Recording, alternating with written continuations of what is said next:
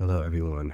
Once again, this is your host, Jonathan, and we are coming with another episode of Elementals and Paranormal, podcast where the unseen becomes the seen. We basically discuss topics that are often looked upon as taboo. But nonetheless, I have another amazing guest. We call him Baba Seitu Amenwahsu. Hope I said it correctly. But he's a good brother of mine.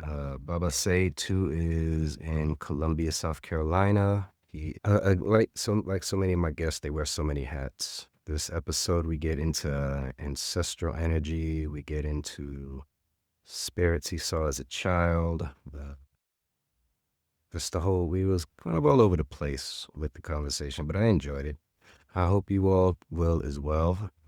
Just a fun fact about this brother.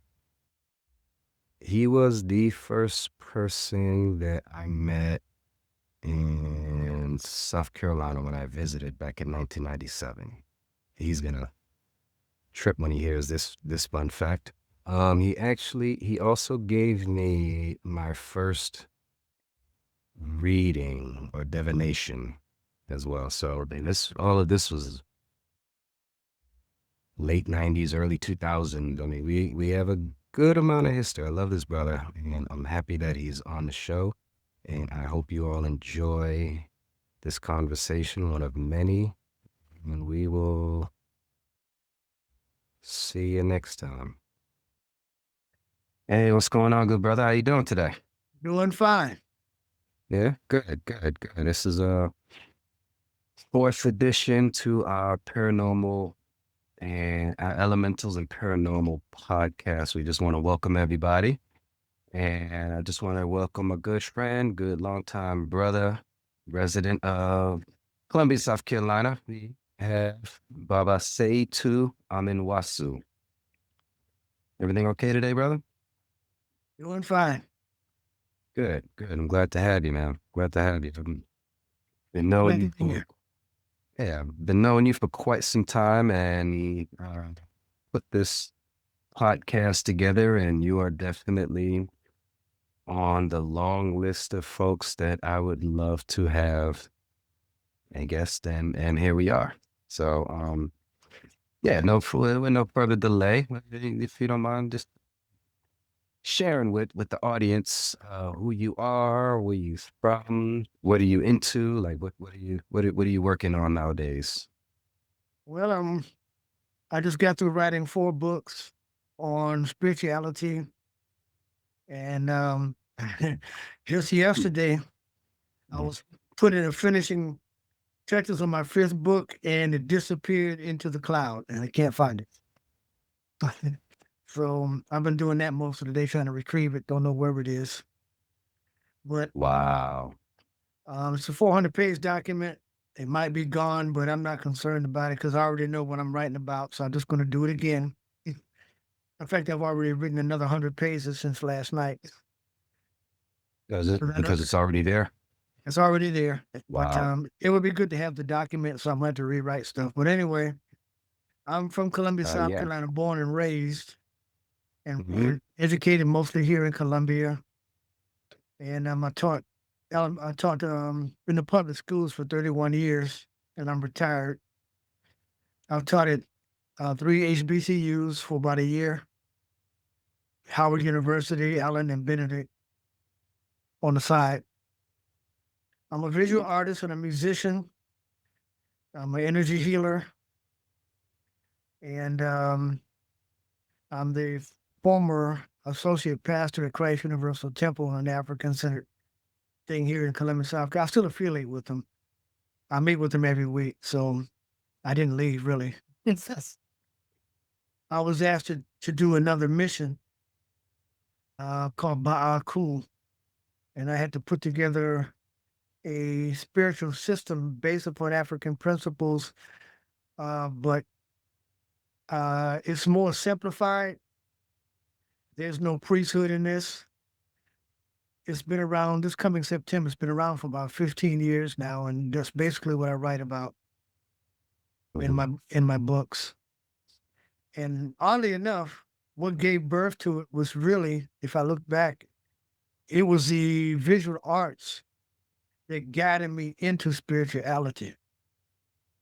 The visual arts are a tool for the programming of the spirit, what I learned later. And that's why visual images are so important. If you look behind me, this is not a screen, this is a painting. I painted that on my living room wall. So, and if you take a look at these figures that are in the back there, oh, something happened.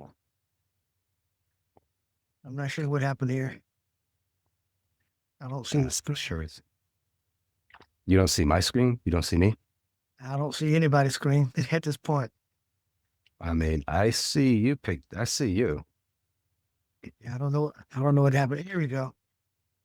But if you take a look at those transparent images in the background, Okay. up in this area here, Let's see. those are spirits. You can see right through them. And I paint them that way because I see spirits that way. They're transparent. And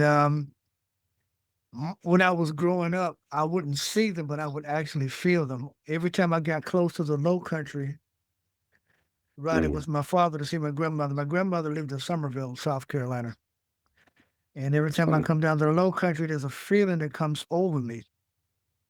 Every time, no matter how many times I come down there. And I learned over the last 40 years, that's the energy left over from our ancestors. And I began to investigate it through genealogy. I do genealogy on the side even before there was an internet.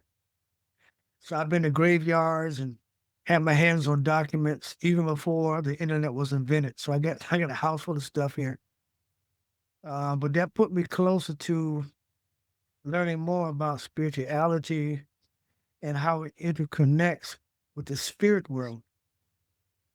My mother had that gift, but she rarely talked about it until like maybe 5 or 10 years before she passed. And she had an older sister that used to talk on the phone every day, and both of them are psychic. They would never acknowledge it because sometimes religion can get in the way of that, but they did acknowledge it. And that's in some ways, it's a block because of what the church teaches. But paranormal activity is all in the Bible, in the Quran too. So a lot of ministers are not going to tell you that. And honestly, they've been hoodwinked too. I've been in contact with some of them, and they really want to break away, but they can't. Some of them, that's their livelihood, and so it's kind of difficult for them to do that. But yeah, one paranormal experience that I had, actually somebody sent me one. I did a program at the Children's Defense Fund at Alex Haley's farm several years ago in Clinton, Tennessee, where the freedom schools have their national meetings. And he sent me a picture that was in Charleston, and he sent it to me through the text. And it was a lady that appeared to be transparent and materializing into the picture, and she actually posed for the photograph. I still have the photograph. And I said, yo, man, this camera messed up. He says, no, brother, I'm sitting right here looking at her right now, and we about to run out of here. So he sent it to me, and I kept it as a part of a presentation that I had done for ASCAC, which is the Association for the Study of Classical African Civilizations. Okay. Our people never made a distinction between the physical world and the ethereal world. They never made a distinction because it's all a part of the same reality. Right. Because when you're an ancestor, you're basically nothing but energy that has freed itself from the physical body, and it can go wherever it wants to. So when I was reading the Pert M. Haru, which is called the Book of Coming Forth by Day, some people call it the Book of the Dead, there's a chapter in there called The Beings of Light. And in that Mhm. beings of light, when you go to the other life, it says in there that you can assume any form that you want to be after that and go wherever you want. Nice. Nice. After reading the so-called Meta Nature or the Egyptian language, you can decode that and look at the symbols and figure out what exactly what was our ancestors saying. They're saying that this is all one reality. So when we're seeing ghosts, these are entities that are trapped between two incarnations. They're not able to go Mm. home yet. And Mm. what I've experienced, most of the ghosts that I've encountered are female, and a lot of them are under 15 years old. They've suffered a lot of tragedies, and they're stuck in this incarnation. And believe it or not, they're harmless. Most of them are harmless. They can't really harm you physically, but they can sure as heck scare even daylights out of you if you're not prepared for it. Yeah, but most of my experiences have been in dreams. Most of my have been in dreams. In fact, both you and I have share the same experience of having to lose siblings, Yeah. and what, and so one morning when I was getting ready to go to work, a handprint slapped on my pillow in the morning, and Mm. I looked at my clock, and I was going to be late for work, and then I sniffed the air, and I know the smell of my brother, and he was trying to let me know, boy, you better get up out this bed because you about ready to get to work. And Wow. I've had several visitations from him. He passed away in 2007, and so I remember that. yeah. And then he talks in my ear sometimes. He's letting me know that he's all right. About 2009, I went to get a reading from a guy.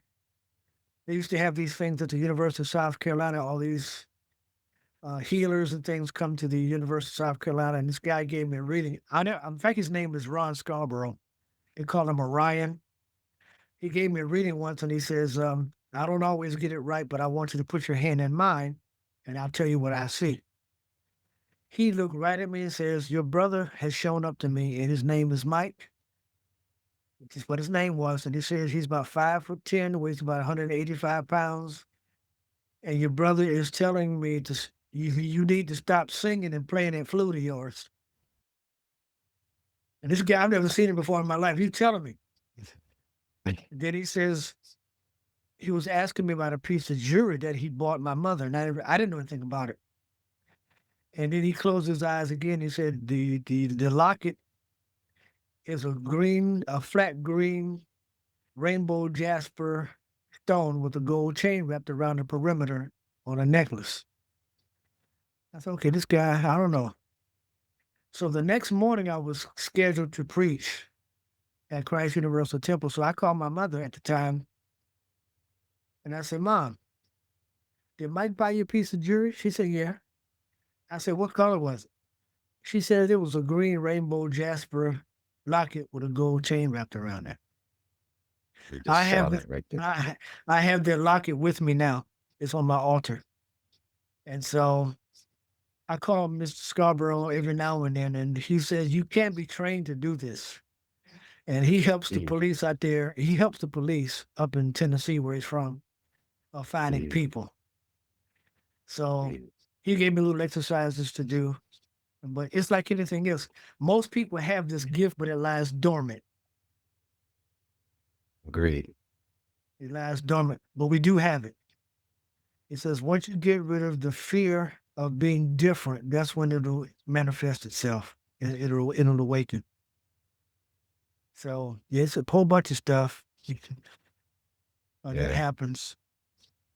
I like the notion of getting rid of or over getting past the fear factor because you're right. And that is some scary ass stuff to see something manifest right in front of you that supposedly isn't supposed to be there or supposedly doesn't exist. Yeah, I remember when my brother passed, years passed, like the year later. I remember that. Wow. I hadn't thought about that in so long, but now that you mention it, yeah, we definitely have that. And condolences for your loss, even though I've said that already. I'm just kind of rambling right now. Listen, I do have this one experience that occurs with my brother, and it's usually when I'm dozing off. I'm just starting getting ready to doze off.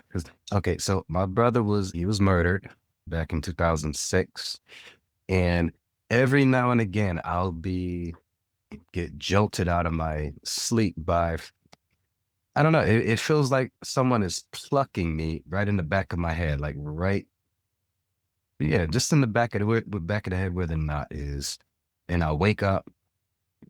No one's in the room with me. I do believe that is where my brother's. That's where they placed the bullet in his head when it was his time. That's what ended his life. And again, I every now and again, I will get that little pluck to the back of the head, and I'll know it's him, or I'll know it's that residual energy coming about. Yeah, it's Interesting. interesting because It is. that is where most entities enter the body from that same position Back of the head, yeah.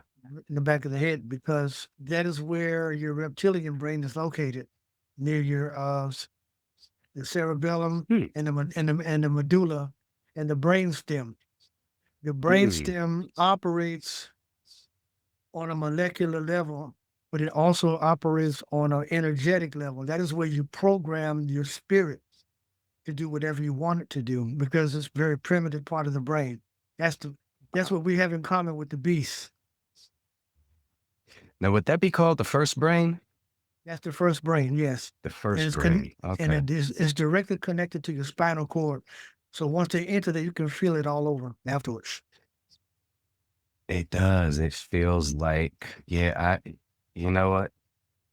And it radiates throughout your whole body because it's almost like it connects with your central nervous system because the whole body begins to, the feeling of fear, to me, feels like electricity. Yeah. See, what Yeah. happens is you have over 72,000 passageways in your spiritual anatomy called nadis. Mm-hmm. Mm-hmm. And to access it, you have 114 chakras in your body, and 6 of them you don't have to do anything with, which leaves you What do you with mean? 100. Actually, they're self generating. There are 2 outside of your Okay. body, and 4 of them you don't have to do anything with. But the rest of them, you have to meditate in order to activate them, which is basically when you see people walk around with malas, they have Yeah. 108 beads on it. And every time you pull one of these, you say a chant or a prayer to activate those remaining 108. Those are the ones we have to work on. Okay. And when you receive that kind of energy, they're letting you know that a part of your aura has been opened, which is a good and sometimes a bad thing. But Yeah. once your aura has been compromised, then that means that negative energy can also get in. And that's how they enter the body, to the back of your Mm. neck. I was taught a long time ago when I first started getting into ATR practice, particularly acknowledging ego and ancestors. To this day, gosh, it's been 20 some odd years. To this day, when I drive past a cemetery, I just touch the back of my neck and just give a light little, just a 1, 2, 3 stroke rub. And that, from what I understand, is a very basic salute to the dead. You know, Mhm. the overall you could narrow it down to your ancestry, but not not every cemetery might have ancestors buried in. So it's for me, it's a way that I regard those who have passed on and who can potentially come back to visit. So in case they do, I'm saluting all this time. When they show up, hey, I'm a friend. I can potentially help you, but you got to keep it cool. Don't be showing yourself to all willy nilly. That's true. So Talk to us a little bit about what Ba'aku means. What do you have going on there? Because I Ba'aku, see your social media. I see your social media post. yeah. I do follow it. I'm just curious about it. Ba'aku is two Kemetic words. One is Ba, which means the soul, which Mm. can leave your body at any time. In fact, we leave our bodies every night anyway. Every night. Yep. And Aku is the luminous light that surrounds the body to keep it protected. And Ba'aku together simply means the soul of light. And I interpret it as being energy, which is the essence of God itself. There's some Good. other words can be used instead of that, like Shechem, which means power. Ra can Mm-hmm. be used for the same. Atum can be the same, but Ba'aku is an energy that we all have, and we can access that power through intuition, through breathing, through meditation, and a lot of those things lie dormant within us, but we can actually activate it and get it going in 15 minutes or less.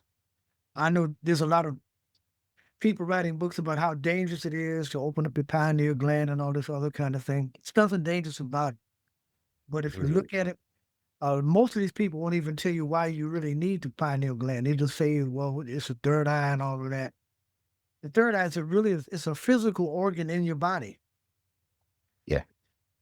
and it carries something in it called dimethyltryptamine, which is a chemical which allows us to access the carbonated melanin, which is in our brains, which regulates sleep and all those Mm-hmm. other kinds of things. And it is a crystal, it carries crystals within it that allows us to see color. When you dream with your eyes closed at night, you see color. But it's a physical chemical in your body. There's a book written by this guy named Strassman, I think. Okay. He does have questionable practices, but the information is very good. Yeah, he got kicked out of a Buddhist monastery because he's trying to study. He was trying to inject people with this. So they kicked him out and they told him don't do it. You got a lot of people out here experimenting with hallucinogens, and he's one of them. So, Mm. but dimethyltryptamine is the chemical along with melatonin that secretes into your bloodstream that allows us to see certain things Mm-hmm. and to tell the future and look into the past and to warn us and to actually to protect us from potential danger. But it also allows us to communicate with the God force in the universe itself. The people who like see things in the future, they call clairvoyant.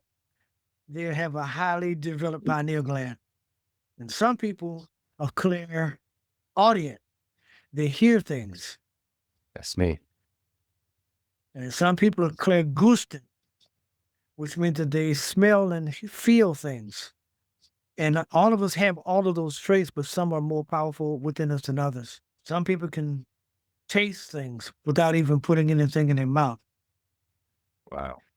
Yeah, my father had that ability, but he would never acknowledge it. He could smell things a mile away. Dad, I don't smell nothing. Nah, nah, nah. Yeah, we can smell it. And sure enough, when we get close to it, yeah, that's what it is, son. So we all have those abilities, and we just hone in on it. And in fact, just relegating ourselves to depending upon the five senses alone is kind of limiting. Uh, it's kind of limiting, and so it's kind of Western because with Right. me Makes teaching in the sense. public schools, the tests are generally written for the left brain individual. Logic side. Logic side, and so when a child gets an answer right on their test, it would be marked wrong because they couldn't tell you how they got it. When it Mm. comes to the intuition, is not accepted in the scientific world, Gotcha. but that's an African ideal, Yeah. so they don't accept it. That's one of the reasons why I'm writing this curriculum on Saturday school so that we can develop that. And someday people will find this curriculum, and there you have it. Yeah, an open book, an open school for us that will teach our kids how to be in these bodies, and as a human being, more than a student, Mm. which is what it boils down to. We got because I mean, we've been taught to be students, but not human beings. And Right, it takes some time to refocus that, to regenerate the thought process, to be a human being. right. Um, yeah, I love that. I love that. So you have roots in the Low Country. I didn't know that. I actually you talked about that. We spoke about that some time back. But for those who do not know what the Low Country is, we're talking about the coastline of South Carolina, where it sits, I don't know how many feet below sea level. And there is a lot of activity going on down here in the Low Country. One of the main ports on the East Coast was in enslaved Africans, the cemeteries, I mean, it's so much going on down there. Do you have any experiences there? But either that, or you said you saw spirits as a child. Yeah. Hmm. Yeah, yeah. Care to share any experiences there? Anything that sticks out that you might want to talk about here? I used to have a lot of them when I was at least 5 to 6 years old. Scared me Mm, half to death. same. Oh, okay, okay. And one was some kind of a four-legged being that was yellowish and it had huge eyes almost the size of its own head. You said four-legged. Four-legged. And it chased me halfway around the world. Mm. And the thing about it was the harder I tried to run, the slower I got. Huh. I think that's a standard trait. Yeah. And so Mm. they didn't really. I had them quite often until I got to be like maybe a teenager. Then they succeed. They ceased something to me like that. But ironically, I walked into an African store a few years ago here in Colombia, and Mhm. there's a wooden statue from Oh, Ghana that almost matched this thing that I had seen wow. in terms of its appearance. It wasn't exactly, but it was very close. And Close. I was Wow. like, what? And this is within the last 5 years. Oh, okay. So all of these Mhm. years from the childhood till now, Yeah. it wow. I never saw it again since then until I walked into this guy's shop. You know who it is. And he had it there. It was in it was in there. And I'm like, wait a minute, hold up. Should I buy this thing Wow. or should I just leave it where it is? I said, no, I'm gonna leave it right where it is. Right there. 'Cause if you don't want any you don't want to remind you like, I remember you. Yeah, here. We Now you're not coming to my house, but I remember what you did the last time. So It was not fun. Yeah. no. But yeah, but most of my experiences come in dreams. Hmm. And speaking about cool, there was a symbolic cryptographic script that came to me in little bits and pieces. And I recently written a book called Blue Spirit Mumblings. It is a cryptographic writing script that came right from the crypt. I was in a bookstore here owned by Miss Doretha Bull when she was living, and I was supposed to be writing a lesson plan to teach some cultural concepts. And then all of a sudden, for about a brief moment, I had a dry erase board and I had the marker in my hand. And my hand started to move by itself and I couldn't control it. And so I started making all of these different marks on the erase board. So the sister comes out and says, "Say to what you doing?" I said, "I don't know, but I can't stop it." And when the feeling left me, she took a picture of it with a Polaroid or something. We didn't have cell phones back then. This is this is 2003. Was this the bookstore on Two Notch Road? Yeah, I was in there I know, teaching. I know you're talking about. Yeah, yeah, yeah. Yeah. And I still have I still have the snapshot, and I put it on the front cover. I wore the inside of that book, and I called it Blue Spirit Mumblings. And so I was guided to take each one of those symbols and isolate it Uh-huh. into the different sounds that it was supposed to make.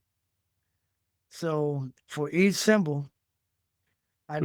I did a spiritual reading on each one of them. It took me several weeks, and it became the symbol for the sounds that we're supposed to make when we're meditating. They have no grammatical meaning at all. They're just sound combinations to generate the power to awaken the spirit within us. And so I've written a whole system behind it. So not long after that, and I guess right after I had gotten married, I was diagnosed with sleep apnea. And so I took those symbols and I drew a picture, using my artistic ability. I took a picture of my heart and an aorta and all that other kind of stuff because they said I had blockage and I never had any problem. So I put those symbols and I drew the symbols into my heart and I used my Reiki skills and put them in between my hands like this. And I meditated and I said a prayer every day before I was supposed to go back to the hospital. So when they sent me to the hospital to do a heart catheterization on me, they couldn't find anything. Amen. Amen. So what I did was I took that experience and I made a PowerPoint presentation about it, and I left it for everybody to see how sound, image, and deep breathing exercises plus intention awakens the spirit of the deity within us. In fact, a lot of this stuff is in the Bible, but they don't present it that way. And the Nah, book of they don't. in the book of Revelation, they talk about the chakra system without calling it chakra. Thank you. The rainbow circular throne, yeah? And the seven candlesticks, the seven churches, the seven Wow. seals, the seven lights, or the seven stars. They're talking about the temple. The temple is us. Absolutely. Absolutely. And even Jesus talked about it. He said, you can't serve God and mammon. What is he talking about? Mammon are the five senses that we rely upon too much. To serve God, you have to open up those seven chakras. And he talks about the eye and the darkness. He records this in Matthew and in Luke. Okay. And he talks about it. And that's why he was so upset with the scribes and the Pharisees because they knew this information and they weren't giving Hmm. it to the people. That was the argument. So you got the keys to the kingdom, but you're not telling the people about it. And that's what the fight was about. Yeah, And they're they charlatans. Yeah, they knew what they were doing. They were trying to keep the people under their thumb because they were being paid by the Roman government to keep them a slave. Wow. So and Jesus stirred up the pot. He said, "What you trying to do to these people? Yeah, I'm trying to get them free, and you trying to keep them in the dark, and that's why they wanted them dead. Yeah. That's why he flipped the table, custom. You know, The hell y'all doing in here? This is my y'all father's doing house. Doing. Yeah, yeah, yeah. I see it. I find it. I, dude, it's had to have been like early 2000s and when it came to me about the rainbow circular throne that they talk about in Revelations. And I don't think I've ever spoken about this until because you're literally the first person to actually say something similar to it. So I've always kept it to myself. But Mhm. think of you see a throne, there's someone sitting in it, and it's surrounded by a rainbow. The throne is encircled by the rainbow. What else could it be? That's What else could it the be? the Enlightened seat. chakras. Yeah, the seat of the soul. Yes. The seat of the soul carries within it a vibrational energy that manifests itself in color. And frequencies. If you take a look at the paintings of the Kori people, and I don't like to use the word Aborigines, they use a lot of dots in their paintings, don't they? That's cosmic energy. They can see on the blue end of the spectrum. Most human beings can see on the red end of the spectrum. They see infrared light, pure heat, light, radio waves, and microwaves. That's at the red end of the Doppler effect. But these people see it from the blue end, which This insects is see it. where? This is In Australia, Okay. the native Australians. They see at the blue end of the spectrum. That's why they have, if you look at the artwork, they have X-ray, X-ray animals, X-ray people. X-rays are at the ultraviolet light end of the spectrum. That's the blue end of the spectrum. That's how they see. That's how they see. No kidding. And their cosmology talks about the Milky Way galaxy, and the only way you can see it in its truest form is to see it actually on the red end of the spectrum, which is infrared. The James Webb telescope operates that same way. It can see at the red end of the spectrum. But the Aborigines can see they can see at the blue end, they can see X-rays, gamma rays, and cosmic rays, which is very deadly, by the way. Our atmosphere protects us from cosmic rays. If we get cosmic rays on this atmosphere, we'd be fried in 10 minutes. That's why the reflecting light on the atmosphere is blue, isn't it? Bang. There you go. Because it reflects the light that would pretty much turn us all into shish kebabs. Yeah. Divine timing, divine planning. Yeah. Everything has its order so that way we can exist on this planet. Yep. Yeah. And they have their cosmology or their creation story has a theme. It's called the dream time. They call it that. Yeah, it's called the Dreamtime Stories. If you look, there's a book out there called The Men of Higher Value or something like that. They have, and they talk about the dream time. That's where their mythology comes from. They call it the dream time. Dreams are a shadow of what's real. There's a movie that Richard Chamberlain played in many years ago when he first started, called The Last Waves. And it had to do with him being a Catholic priest encountering the Kuri people of Australia. And he was in battle with this shaman of the native Australians. Okay. Yeah, it's called like the 80s, 90s, early 2000s. This is probably in the 70s. I'm thinking wow. I'm thinking the 70s. I used to have a videotape with it, but my videotapes got lifted. They developed feet. But it's called The Last Wave. But Richard Chamberlain was the star when he was very young. Richard Chamberlain. Okay. I'll have to check into that. Yeah. And so yeah, there's a lot of stuff to look at, man. It's a lot out there. Check. What should people know about DMT? I've heard it being called the spirit molecule. Yeah. In fact, that's the name of that's the title of the book. DMT. Tell us again what DMT means. Dimethyltryptamine. I need to write that down. Yes. Because I've heard of it. I know DMT. I know the spirit molecule. I just can never remember the official name. Yeah, just Google it, and all the information will come up about it. It's very popular. It's very popular right now. Yeah. Of course it is, and it should be, right? Yeah, and scientists are really looking into it. Okay. That's one of the reasons why to activate some of that, a lot of native groups of people use a lot of hallucinogenics to activate it within themselves. Even the great boxer Mike Tyson is into that now. I love that for him, actually.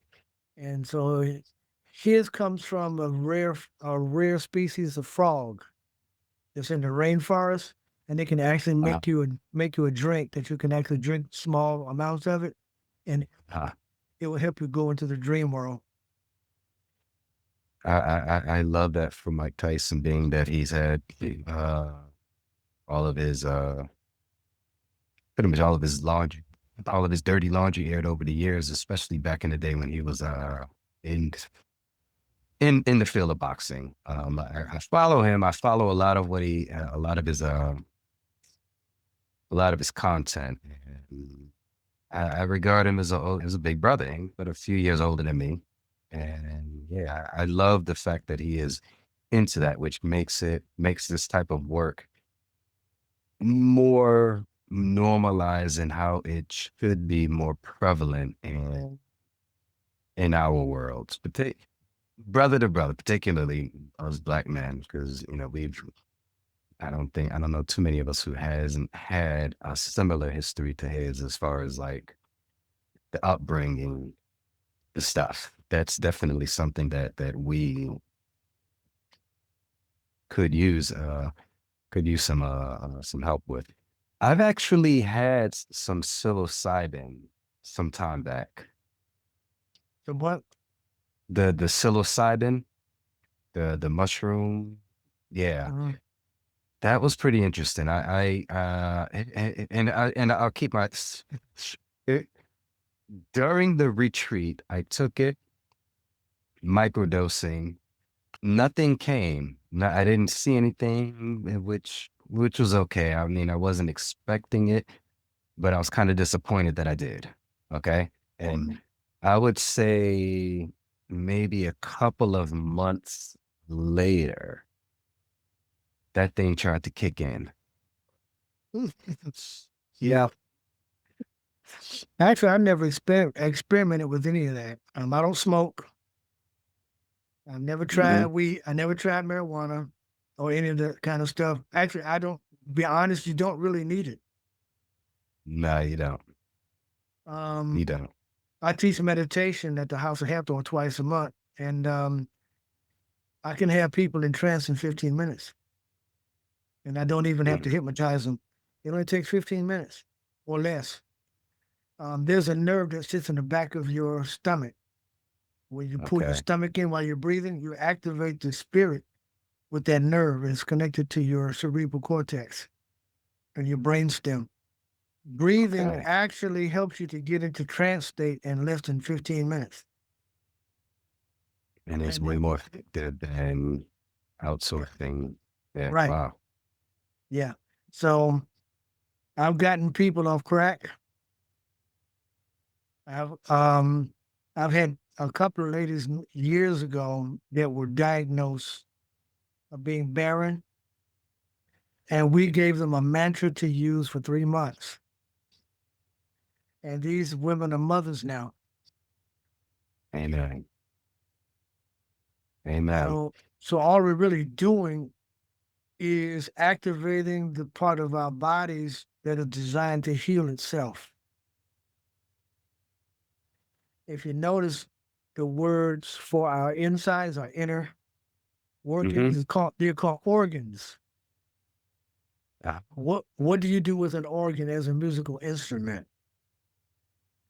play it. You have to tune it. Wow. And when you to attune the organ, you have to chant a different sound that corresponds to that organ. So you play it. And those 7 colors that you mentioned earlier are the sounds that it makes in color. If you want to know what foods to eat, what color is your heart? Red, right? You eat a lot of beets, which is good for your blood. Radishes, good for your blood. And sometimes green leafy vegetables is good for your heart. And the color green corresponds to the musical note F and F sharp. Okay. Your root chakra, or the sacrum shimra, what our African ancestors in Kemetic used to call it, it corresponds to the note C, and the color is red. It governs your fight, your flight, and your basic survival needs, and your fear. And you have to, once it's fully in operation, you can actually get it to balance. And you go up to rainbows, C, D, E, F, G, A, B at the top of your head. This is your root chakra C. The sacrum is orange. Your solar plexus is yellow. The heart is green. Your throat chakra is light blue. Your pineal gland is indigo, and the top of your head is either violet or white. Then the musical notes, you can actually play it on the piano. Have you ever been to a toy store and see those baby pianos with the colors in it? Yep. Those color keys, it follows exactly. They know something. That's the note that chakra makes. I mean, even kids know that. That's why it's so. We got to be careful with our kids. Music can actually open up a chakra without you even knowing it. And that's why we got to be careful with the music that we're playing. What we listen to, yeah. Or what we listen to. Man, I haven't played the radio in so long. Every now and again with my daughter in the car, we'll play some stuff, but then after a couple of minutes, I'm like, you know what? We got to listen to something else because they're pretty much, I'll say it to her, they're playing some bullshit. So yeah, let's find something else to listen to. Especially when they're pushing that bass. It makes the whole car rattle and shake. Boom, Yeah, we don't do that. Yeah, we don't do that in our car. Yeah, that particular sound actually disrupts cellular structure. It disrupt what? Your cellular structure of your cells. Oh, okay. It breaks them apart. It also keeps you keeps you in your lower chakras. It doesn't elevate. It doesn't elevate you. It tanks you. The instruments should be played in harmony with each other to balance everything out. That big bass boom does not do anything but disrupt. Duly noted. It scatters it. Your flutes, your harps, and your string instruments govern the higher aspect of your being. Yeah. Then, if you balance it out with the drums and the other instruments, it's your heart. It's a beat. And of course, your solar plexus is also the force that gets you to move that energy along. Your solar plexus energy governs your will and your intent, but it's also a place where you keep all of your shame. Noted. Your gut feeling. Right. When your intuition sets in, you feel something in your stomach, you know you got to get away from that. Or if someone does you wrong, it sits right in that bread basket. I feel like I got gut punched. Yeah. Right. Yeah. And sometimes the ancestors will alert you through your ears. You have ringing in both your ears at the same time, really loud. Yep. You know somebody's trying to do something, so you got to just back away from them, let them have it. They're trying to tell you something. There used to be a thing I used to hear growing up when your ears ring. Whoever's ears were ringing, they would say, "Give me a number. Give me a number. No, not a number. Give me a letter. Just say the first letter that comes to mind. D. Okay. Now they're going through their minds of who do they know with the name D? Okay, such and such. Okay, this person's talking about me. Yeah. That's how it went. Yeah. Just that simple. If your right ear rings, more than likely you're getting a message from beyond. Your left ear rings, you're being warned about something. Okay. For the most part. Yeah, I noticed the difference. What do you think is going on when, if you know what I'm saying, if you kind of hear or feel like a vibration sitting right at the top of your head, what do you think is going on there? The possibilities: number one, your crown chakra may be opening or closing, or another entity is trying to get in. The way to find it out, to diagnose the health of your chakras, is with a pendulum. If Yeah, you pull, use a pendulum. If it's in a circular motion, that means it's open and operating, functioning well. But when it starts moving the other way, that's an issue. And you just hold it in front of your chakras and figure it out that makes way. sense. Yeah. But you can also Makes sense. program the pendulum through intent. That's the same principle of dowsing Hmm. for energies and dowsing for water.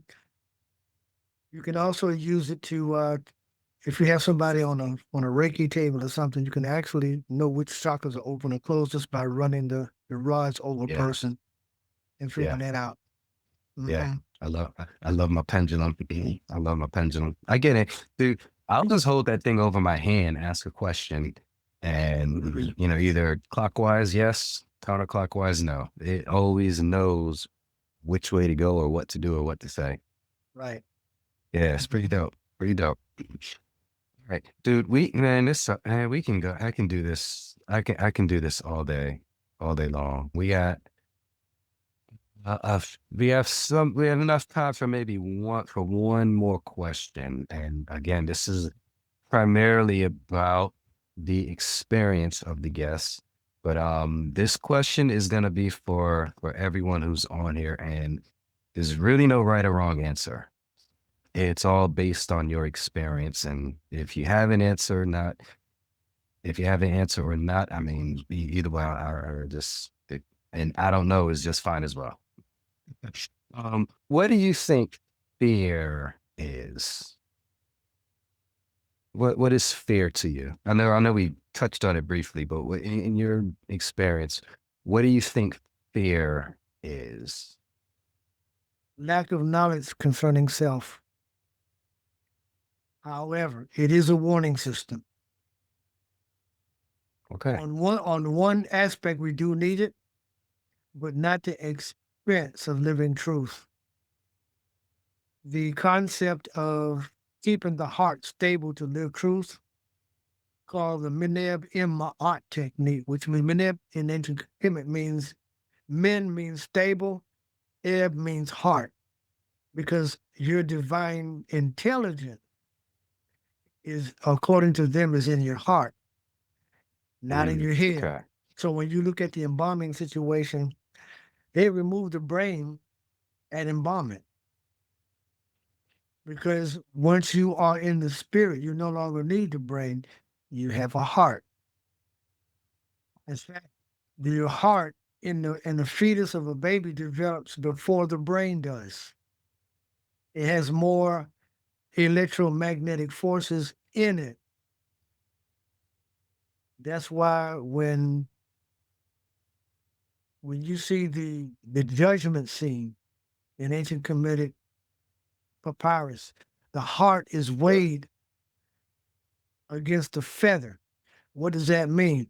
That means that you cannot have, in order for you to be balanced, you cannot have any emotional distress in your heart at all. So fear is one of those things that the ancient Kemetic people were concentrating on.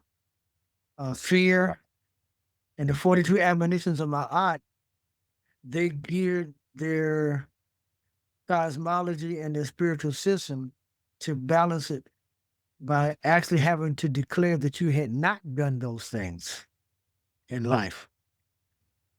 And how Okay. to, yeah. So what they did was they had meditation techniques to train the body not to steal, not to do wrong, not Mhm. to fear, not to do this and not to do that. Those weren't commandments. So if you don't know the law, why should you be punished for something you don't know? See, that's the difference between the 10 commandments. and the 42 admonitions of Ma'at. Those are not commandments from God. The 42 admonitions of Ma'at are behavioral objectives for the human being to conquer. Would it be safe to say behind every one of those? I've also heard the term the 42 negative confessions. Yeah. Okay.